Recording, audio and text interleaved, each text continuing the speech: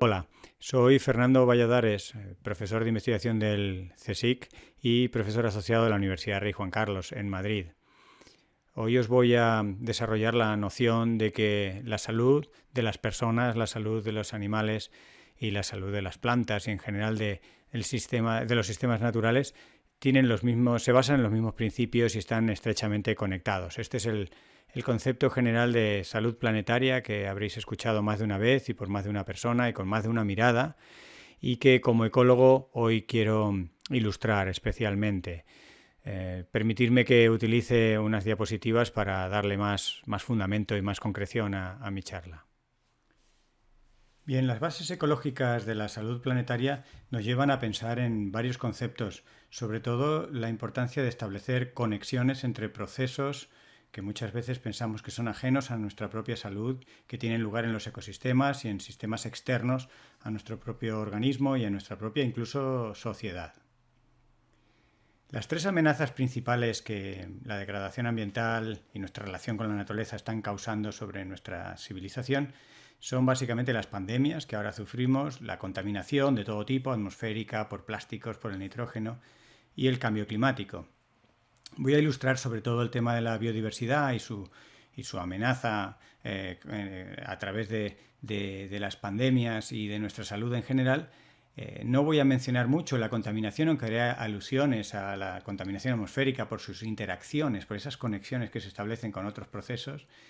Y de fondo está la preocupación del cambio climático, las alteraciones en los ciclos biogeoquímicos, sobre todo el del CO2, y de tal forma que los bosques sanos son buenos sumideros y podemos pensar en el Amazonas, que cada vez va peor, aunque este tema lo dejo para el que lo quiera desarrollar o para algunas preguntas que pudieran surgir más adelante. Las conexiones conceptuales que os invito a hacer son precisamente entre aspectos tan distintos como la biología, la sociología, la economía, la psicología, la física o la química.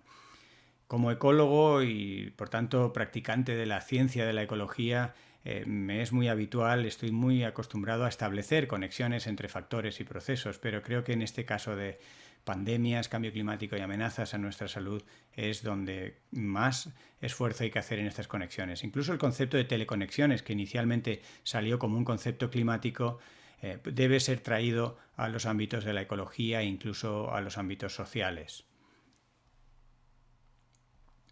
Quería, antes de entrar en materia, hacer la reflexión de que el planeta tiene una serie de límites físicos, químicos, biológicos.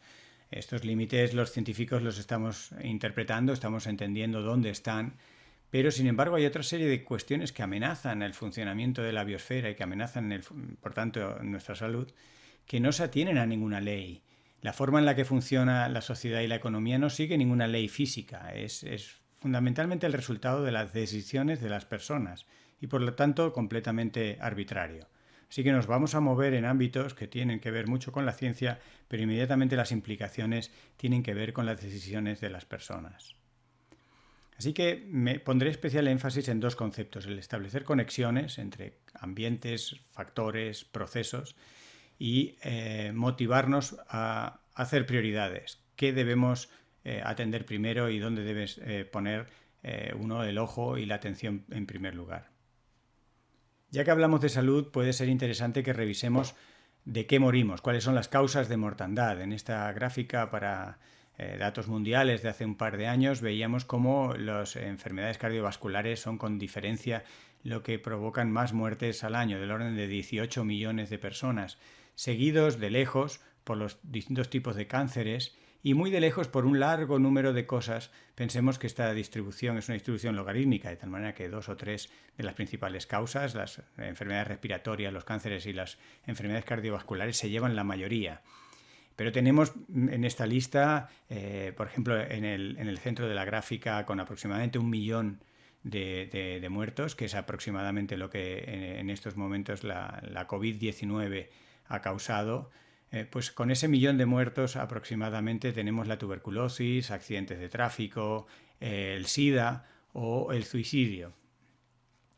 Mi principal contribución hoy es para argumentar que la mayoría de estas causas de nuestra muerte guardan una relación directa o indirecta con el estado del medio ambiente. Prácticamente todas ellas tienen una relación con el estado de conservación de la naturaleza, con los niveles de contaminación, con el clima y con la probabilidad de que salten nuevas pandemias. Al hacer conexiones tenemos que partir de algunos hechos que son muy contundentes. No soy amigo de las cifras, pero nada de lo que hagamos a la naturaleza, nada de lo que hacemos al medio ambiente queda sin consecuencias, aunque solo sea por el mero hecho de que somos 7.500 millones de personas. Que el 80% de la energía que nosotros consumimos venga de combustibles fósiles no puede dejar inalterada la atmósfera. Que extingamos 200 especies cada día no puede dejar a los ecosistemas sin ningún efecto, y mantener las funciones de estos ecosistemas, como sea fijar carbono o protegernos de pandemias, se puede realizar cada vez peor debido a esta extinción de especies. Así que en las extinciones, en las contaminaciones, en los procesos, digamos, de medio ambiente, tenemos que pensar las prioridades. ¿Qué va primero? ¿El mantener las actividades económicas a cualquier precio o el preocuparnos por la salud de las personas? Porque si nos preocupa la salud de las personas, tenemos que preocuparnos por la salud de los ecosistemas. Porque la salud hasta hace unos años era riesgo de infarto, colesterol, cáncer o diabetes, pero cada vez más la salud tiene una dimensión ambiental incuestionable. De hecho, la medicina reconoce que, por ejemplo, en el caso de los cánceres infantiles, prácticamente el 80% de ellos tienen una razón más o menos conectada con el medio ambiente. Y tenemos experimentos inversos, que quiere decir que cuando se mejora la naturaleza o el medio ambiente, nuestra salud también mejora. Estamos más acostumbrados a los experimentos directos, que es cuando la naturaleza está mal, cuando el medio ambiente está degradado, nuestra salud va mal. Bueno, pues en experimentos inversos, ambos realizados en China, hemos visto, no son experimentos como tales, pero los podemos interpretar o analizar a posteriori como experimentos inversos.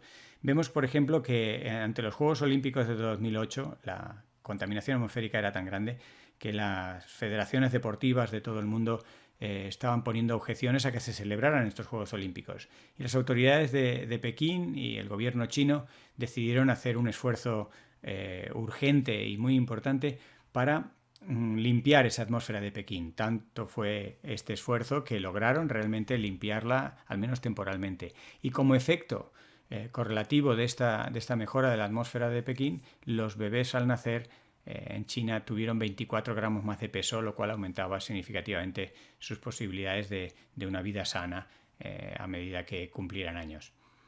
Tenemos otro experimento más reciente, con los primeros meses de reducción de actividad por el coronavirus en China. El doctor Marshall Burke calcula que se han salvado la vida de 4.000 niños menores de 5 años y 73.000 adultos mayores de 70 años. Todo este tipo de evidencias nos muestran que estamos en realidad ante la salud planetaria.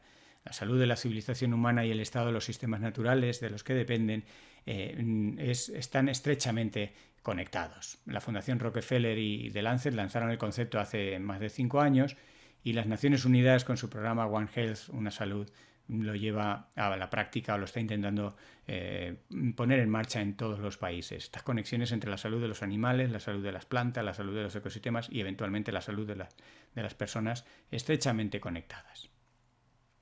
Por comenzar con el cambio climático, que es una amenaza que estaba antes de esta pandemia y que estará después y está durante, decir sencillamente que el cambio climático mata. Se calcula que este año morirá 250.000 de personas directamente por causas relacionadas con el cambio climático. Pero el cambio climático tiene un montón de impactos en la salud. Este amplio número de impactos se debe a que el cambio climático afecta a prácticamente todas nuestras actividades. Por ejemplo, el clima severo provoca heridas y muertes directas, impactos en la salud mental, etc.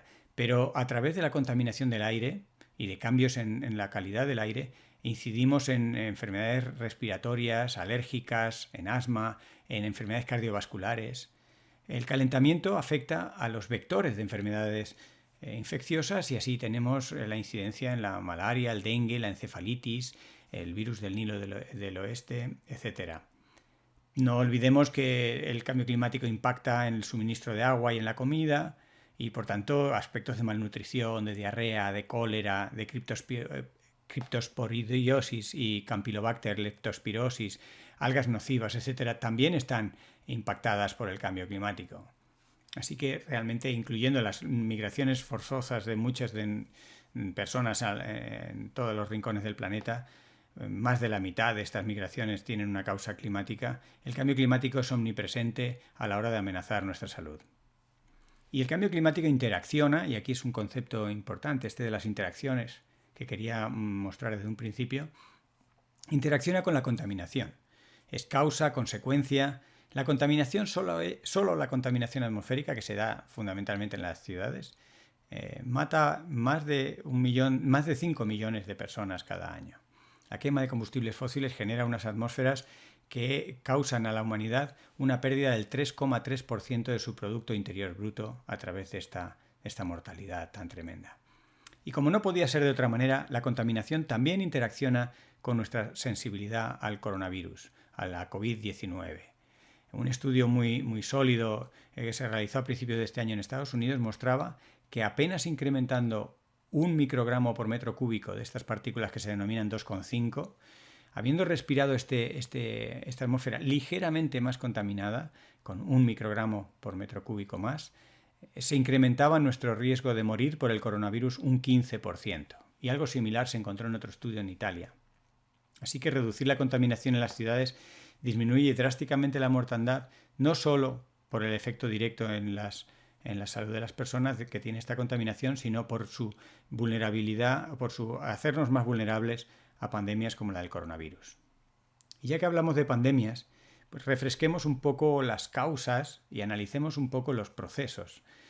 Una pandemia es en realidad el resultado de muchos factores y es el resultado de nuevas y viejas actividades humanas que pasan por el tráfico ilegal de especies, la deforestación o mercados con pocas condiciones sanitarias que favorecen nuevos contactos entre animales y el ser humano. Todo esto amplificado por la globalización da lugar a las pandemias.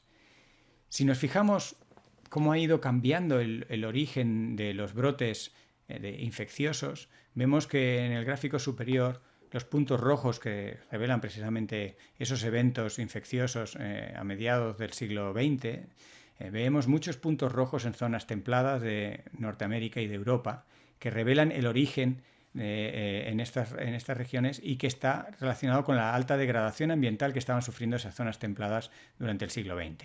Sin embargo, en la actualidad estamos centrando nuestra degradación ambiental en las zonas tropicales, que tradicionalmente se libraban porque la logística para degradarlas era más difícil. Bien, pues ahora que estamos siendo capaces de degradar los ambientes tropicales, desde allí están surgiendo, como se ve en el mapa de abajo, enfermedades infecciosas problemáticas y con grave riesgo para la salud humana. ¿Cuál es la conexión? ¿Qué conexión podemos establecer entre la pandemia y la biodiversidad? Bien, la biodiversidad nos protege de enfermedades infecciosas. ¿Cómo lo hace?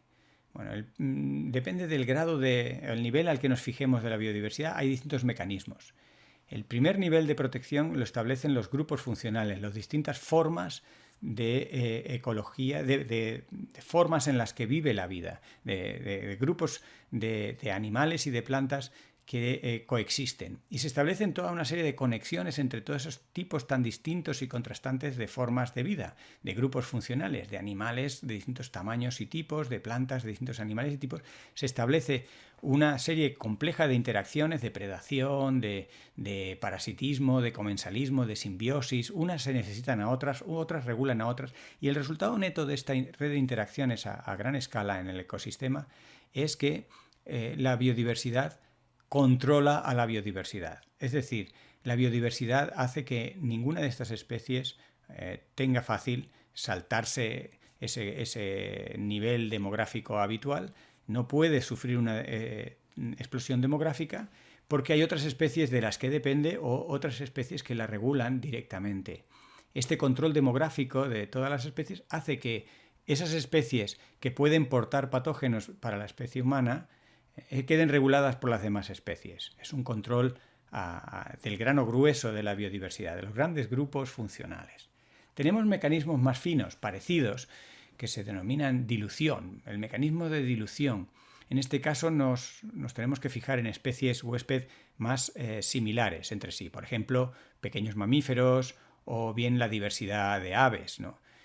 Cuando se comparte el ecosistema entre un alto número de especies o una relativa riqueza y biodiversidad de especies, por ejemplo, de aves o de especies de micromamíferos, todos estos grupos compartiendo un potencial patógeno para la especie humana, resulta que la carga vírica, las probabilidades de que esta zoonosis, de que esta infección que estos animales portan salte a la especie humana disminuye.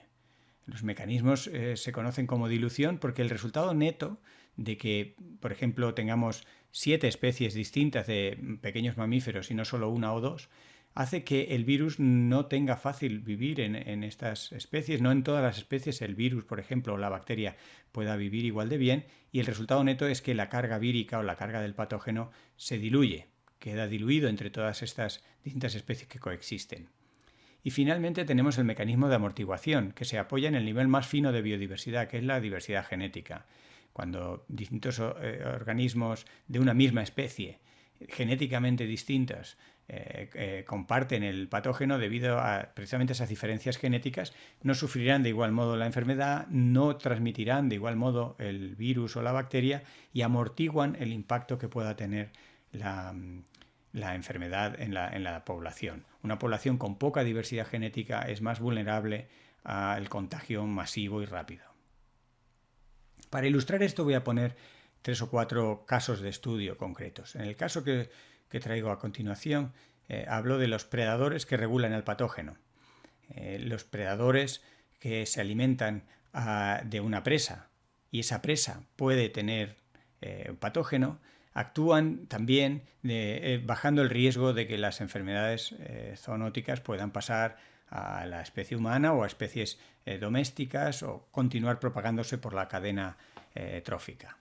Este trabajo que pongo aquí, realizado por Tanner y colaboradores, publicado el año pasado, combina datos de campo en España sobre jabalís, que es la especie hospedadora, lobos, que es la especie predadora, y la tuberculosis animal, que es el patógeno en concreto. Estos estudios se realizaron en Asturias y se combinaron con matemáticos que modelizaron esta compleja relación. Cuando la población de jabalís era regulada por el patógeno, es decir, por la tuberculosis, los jabalíes tenían altos niveles de prevalencia de la enfermedad.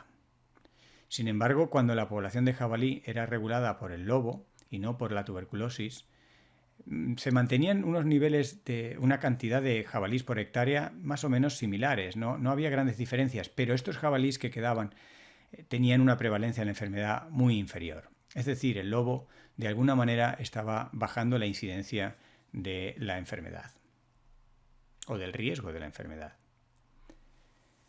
Algo parecido, pero en este caso por el mecanismo de dilución, ilustrándolo con el caso del virus del Nilo occidental. Este virus que nos ha preocupado en el verano del 2020 por esos brotes que hubo en el Valle de Guadalquivir, que de hecho acabaron causando la muerte de unas 5 personas y aunque es una enfermedad no muy frecuente, que los síntomas alcancen gravedad en la especie humana no es muy habitual, pero cuando alcanza la enfermedad al ser humano puede darse una encefalitis y por tanto poner en serio peligro nuestra vida. Y por ello es una enfermedad que nos preocupa, aunque el hospedador habitual de esta enfermedad son las aves.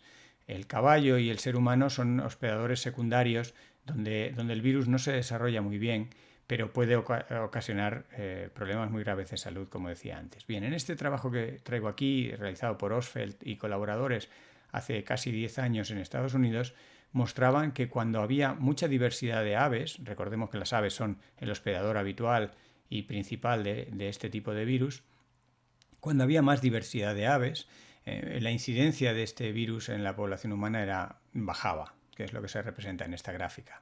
Los datos en distintos colores son distintos años. Bien, pues a más diversidad de aves, menor incidencia de la enfermedad. Y esto es un ejemplo del mecanismo de dilución que mencionábamos anteriormente. Pero no solo la diversidad biológica. El hecho de que los ecosistemas estén degradados y una forma de degradación en la fragmentación también nos hace estar expuestos a más riesgos de infecciones. En este ejemplo que traigo aquí es para la enfermedad de Lyme, que es transmitida por garrapatas, y estas garrapatas estaban mucho más infectados cuando los bosques estaban muy fragmentados. De tal manera que si el bosque tenía fragmentos cada vez más grandes, es decir, no tenía fragmentación, el número de garrapatas infectadas disminuía rápidamente, también con una distribución logarítmica. Así que mantener los bosques de una pieza o en fragmentos grandes es también una forma de protegernos o de disminuir el riesgo de que esta zoonosis, o en este caso la enfermedad de Lyme, pase a la especie humana. Así que cuando tenemos delante una pandemia tenemos que ver un gran número de factores que pueden afectar y muchos de ellos tienen que ver con la calidad del medio ambiente, la deforestación, la extinción de especies, el cambio climático directamente o a través de los vectores, mosquitos o garrapatas, la introducción de especies exóticas, el empobrecimiento genético de las poblaciones, la fragmentación de los hábitats, el tráfico ilegal de especies. Son todos factores que aumentan las probabilidades de las pandemias. Una pandemia casi nunca tiene lugar por un único factor, sino por una combinación de factores. Y como estamos ilustrando, la gran mayoría de estos factores tienen una naturaleza ambiental. Quería hacer una pequeña reflexión sobre la segunda naturaleza, la naturaleza que queda en los espacios urbanos, semirurales, allí donde vive la mayor parte de la población humana. Se aplican en esencia los mismos principios, la misma ecología que hemos visto para los espacios mejor conservados, para los espacios naturales o seminaturales, para los bosques, para las zonas tropicales y para las montañas, etc. En las ciudades se cumplen y se verifican los mismos procesos de protección que hemos mencionado y ahí se establecen las mismas interacciones y relaciones que hemos ilustrado anteriormente. De hecho, aunque no siempre entendemos bien los mecanismos, este estudio que muestro aquí por Rojas, Rueda y colaboradores, publicado hace un año, mostraba un dato muy significativo y muy potente. Los ciudadanos que vivían en un radio de 500 metros aumentaban varios años de vida, su esperanza de vida, ¿no? El rodearnos de verde, y más en una ciudad, nos alarga significativamente la vida. Este estudio se apoyó en datos de 8 millones de personas de 7 países y con independencia de la edad, del género y el estado físico, vivir en ese radio de 500 metros de una zona verde nos alargaba varios años la vida. Lo mismo se encontró para cuestiones relativas a los trastornos psicológicos. Si durante la infancia vivimos cerca de zonas verdes, la probabilidad de que en la adolescencia o en la fase adulta tengamos trastornos psicológicos como esquizofrenia, abuso de drogas, desórdenes obsesivo-compulsivos, anorexia, etc., disminuye radicalmente. Estos son las pequeñas gráficos que muestran para zonas rurales, pueblos, ciudades pequeñas, centro de la ciudad, ciudades residenciales. En todos los casos, el incremento de la zona verde disminuye el riesgo relativo de padecer estos trastornos. Y finalmente me gustaba hacer una reflexión socioeconómica muy importante en los tiempos que corren. Este artículo reciente de Dobson y colaboradores muestra cómo es mucho más barato conservar la naturaleza que atajar las pandemias. Fijaros, en este sencillo resumen del trabajo de Dobson y colaboradores, ellos planteaban cuánto costaban las 3 medidas claves para prevenir las pandemias en general, que son detener la deforestación en zonas tropicales, limitar el comercio de especies y establecer una red de alerta y control temprano de pandemias. Bien, estas 3 medidas claves las cuantificaron y a nivel global costarían del orden de 17 a 27 billones con B de dólares. Sin embargo, los costes de una sola pandemia, de la pandemia COVID-19 en la que estamos ahora, costarían entre 8 y 16 trillones con T. Así que estamos comparando una inversión de billones con un gasto de trillones solamente para una pandemia. Pensemos que pueden ocurrir más y que hay, de hecho, algunos virus y algunos patógenos que podrían ser candidatos para nuevas pandemias. Y lo mismo podemos decir de esta rentabilidad de conservar la naturaleza. Cuando se mira la naturaleza y lo que cuesta, por ejemplo, conservar las zonas protegidas, los espacios naturales, los parques nacionales, áreas de especial interés, etc., vemos que claro que cuesta un dinero, pero que es no un gasto sino una inversión. Y además una inversión muy rentable. Porque Buckley y colaboradores, en un artículo reciente, han demostrado que el retorno, solamente teniendo en cuenta el bienestar personal de los visitantes, es del orden de 3 veces, 3 órdenes de magnitud, 1000 veces mayor que el coste que han costado, que implicado en la conservación de esas zonas. Así que obtenemos por cada euro, por cada dólar que ponemos en una zona a conservar, 3 veces, 3 dólares, 3 euros en retorno, por lo que nos ahorramos en cuestiones de salud mental y bienestar de los visitantes. Así que creo que tenemos ya muchas evidencias que indican que el sistema actual socioeconómico no funciona. Genera problemas ambientales graves y costosos ante los cuales no tenemos tecnología para frenarlos. Genera millones de muertos que además serían evitables, son lo que se conocen como muertes prematuras. Además provoca estos problemas ambientales, esta degeneración de muchos ambientes, provoca crisis sociales, tensiones y conflictos bélicos que son cada vez más peligrosos. Y todo ello se apoya en una noción incorrecta, y es la de que los recursos son infinitos, y el apoyarse en una noción así hace que sea completamente insostenible el modelo actual.